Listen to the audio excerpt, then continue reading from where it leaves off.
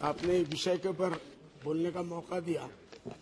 President of India हमारे सबके president of India है, वो हमारे देश की माता है, इसलिए उनकी इज्जत करना हम लोगों की इज्जत है। ये और बात है कि सर मैडम को भी, हमारे देश की माता को भी इस मर्तबा जो भाषण दिया गया है उसमें बहुत से मिसगाइड किए गए और ऐसा लगता है कि उनको इस बात का एहसास भी नहीं होने दिया कि इस मुल्क में मुसलमान भी रहते हैं, जबकि जो है इस मुल्क की आज़ादी के अंदर मुसलमानों का उतना ही बड़ा अपमान है जितना दूसरे मुल्क के लोगों का है। कोई एक कदम भी पीछे नहीं है और देश को बनाने में उन्होंने बड़ी कुर्बानियां दी है। इसलिए इस मुल्क को अगर कोई समझता है कि मुसलमानों से खत खाली करके और मुल्क को आबाद कर लेंगे, आज़ाद कर लेंगे और आबाद कर लेंगे, ये नामुमकिन है। इसलिए बावजूद इसके कि वो हमारी माता है, उनको मिसगाइड किया गया, सर कि भाई साहब जरा एक मिनट गिरी है, ये हमारे माइनॉरिटीज के बच्चों का। आज आपको मालूम है सर कि सरकार ने 2222 किसानों की आमदनी दोगुना करने का वादा किया, अब तक उसका कोई कुछ नहीं हुआ।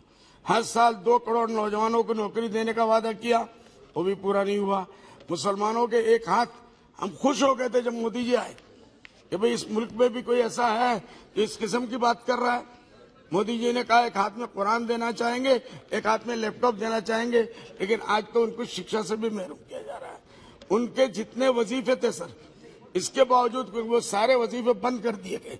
लाखों बच्चे जो पढ़ाई से बेकार होकर अपने घरों में बैठ गए, माँ बाप उनका पैसा नहीं बर्दाश्त कर सकते।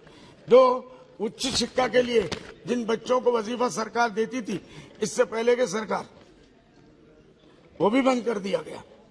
रोजाना एक ना एक ताला बंद किया जा रहा है, लेकिन उसके बावजूद भी चूंकि वो हमारे देश की माता है, उन्होंने कहा है हम उनके भाषण की सपोर्ट करते हैं, लेकिन जो उसके अंदर उन्होंने दिया गया है लिख के, उसके हम जो सपोर्ट नहीं करते। ये साफ बात है। तो इसलिए मुस्लिम बच्चों को स्कॉलरशिप बंद कर दिया गया।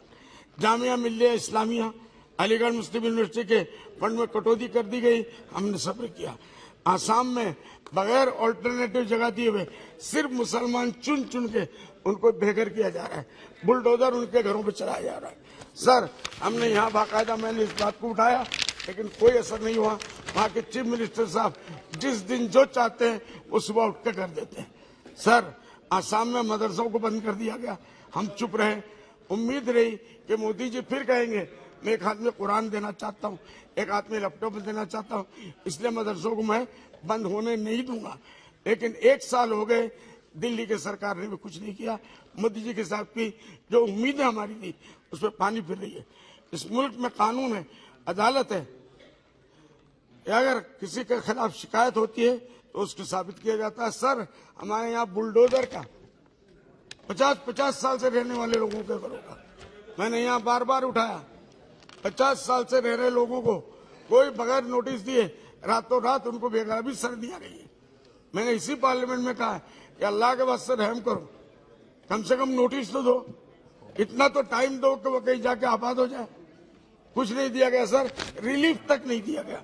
ये मुस्लिम औरतों को, बच्चों को जो है ऑनलाइन के ऊपर धमकियां दी जा रही है, इनकी इज्जत का नीलाम करने के वादे हो रहे हैं। मिनिस्टर लोग सर प्लीज दिल्ली में बैठ के, इसी दिल्ली शहर में मिनिस्टर लोग मुसलमानों के खिलाफ खुले मुंह से बयानात दे रहे हैं। आपको मालूम है धर्म संसद बुला के मुसलमानों के खिलाफ, क्या इस मुल्क में हमारा कोई हिस्सा नहीं है? क्या इनके खिलाफ कोई बोलने वाला नहीं? क्या देश इसी तरीके से चलेगा? क्या हम लोग इसी तरीके से चुप रहेंगे?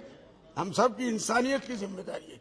जो यहाँ हम लोग बैठे हैं, कोई किसी के मजहब का मामला नहीं है, लेकिन कुछ लोग, मैं नहीं कहता हूँ खुदा न खासा सरकार ये चाहती है, नहीं चाहती, बिल्कुल नहीं चाहती और चाह भी नहीं सकती है।